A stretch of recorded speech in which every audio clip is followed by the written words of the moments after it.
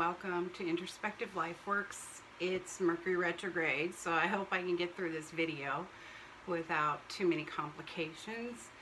As you all know, Mercury affects our communication skills, so I hope I can convey what I really want to convey in this video. I created this channel with a lot of ideas, and I wanted to teach and spread wisdom, and I also wanted to share some of the things that I've gone through in my life, which I've done in some of my videos. So this video, which I'm going to title Is Heaven for Real, is about a very deep and personal spiritual event that took place in my life, and I was able to connect the dots. So as you all know, if you're a light worker, most likely you've had a lot of trauma in your childhood. I think it makes us stronger for what we have to do when we grow up, and how we're more compassionate empathically to help others. And being an empath also makes it more of a struggle, because it seems like you draw that kind of stuff to you so that you can heal others. So now getting on with my story, my history. When I was 5 years old, here we go with Mercury retrograde. When I was 5 years old, exactly 51 years ago, my father was tragically killed in a car accident. He left behind me, the oldest, and then I had a sister that was 1.5 years younger than me. And then my mother had just found out she was expecting a baby. And after his death, the following year, she had my sister, who is now passed away also. So my mom remarried about a little over 1 year or so after my dad passed away. Everything's kind of a blur. It was a very sad time in my life, so I don't remember very much, but what I do remember, I remember clearly. So my mom remarried. He was young. He had suffered a loss too. His dad had been tragically killed in a plane crash when he was 12 years old. So I think he had a lot of anger in him, and he took on a big responsibility with 3 little girls. And I think that probably contributed to kind of the way we were treated as children.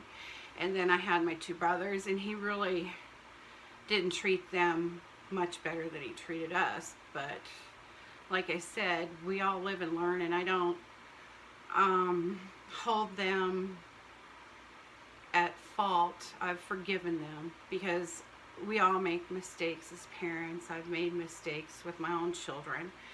And we live and we learn, and we try to change things. So, I don't use my parents as an excuse for anything that's gone wrong in my life. I take full responsibility for that.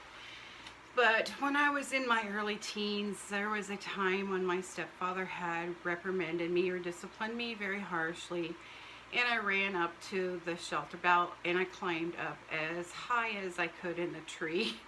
I guess thinking that was going to get me closer to God. And I talked to God a lot when I was a kid, and the angels. Well, I get up in that tree, and I'm really upset, and I'm wondering, why did you take my dad? Why is my life like this? And I just said, if there is a heaven, prove it to me. Prove to me that there's a heaven, and that's where my dad is. Give me a thunderbolt right now. I want a thunderbolt. And I'm going to stay in this tree until I hear a thunderbolt. I was up in that tree for a very, very long time, and I was getting more angry by the minute, and I was losing faith, and no thunderbolt came. The darkness was coming, so I had to crawl down and go back home. And I was thinking, this is just terrible. I asked for a simple little thunderbolt, and I can't get one. All I need to know is this answer. This is, what's going to keep me going. Well, time goes by, and I soon forget about all the things that I've asked for and move on. Now let's fast forward to the year of 1992. I was in my middle to late 20s, and I was married. I had 2 children of my own, and my grandmother on my mother's side, she had been suffering for about 6 months with emphysema, was in a nursing home, and I admire my mom because she did so much to take care of her and make sure she was comfortable. So my grandma knew I was scared to death of dying.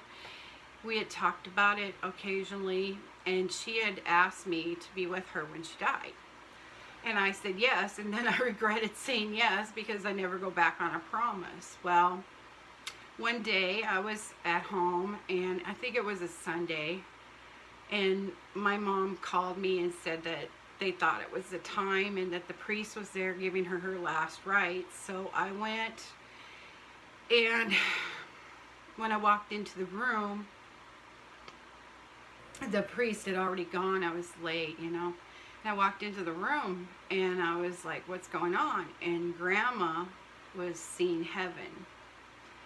And I sat there. My knees got weak. I could actually feel the energy of love in that room. So I really believe that heaven opened the door, and she said I climbed the stairs, and they opened the door a crack for me to see in. And I'm seeing heaven. And she started to recite some things I knew that were out of the 23rd Psalm. She's like, there's a table with my enemies. And I thought, okay, maybe she's just delirious and talking about the Bible. And then I said, well, but this is my chance. I remembered what I'd asked God back when I was a teenager. And I said, I'm going to ask her and see if she answers me. So I asked her, Grandma, do you see Jesus? And she said, yes, he's more handsome than we do him justice here on earth. And then I asked her, well, do you see God? And she said, yes, there's no word to describe God, no word in our vocabulary to describe God. And then I asked her, do you see my dad? And she said, yes, I see your dad. He's so happy, and he loves you.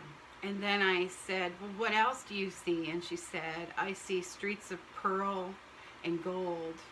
I see flowers of colors I've never seen before. And it's all love, love, love.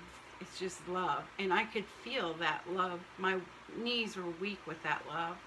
Well, then they must have shut the door, because then she became a little agitated and she wanted to leave right then and there, but you know, it wasn't her time. So the nurse came in and gave her a shot to calm her down. And out of everybody in the room, I was the only one that felt that energy, that love, and that connection. And when I went home that night, I knew this was the amazing way that God had chosen to show me that heaven is for real. And it was better than a bolt of thunder. Better than a bolt of thunder. And I had some relief knowing that my dad was somewhere where he was happy. So, this is the end of my little story. I hope that you can get something out of it. I mean, my beliefs and everything have changed so much. I don't follow the dogma or religion anymore, but for a long time it was an important part of my life.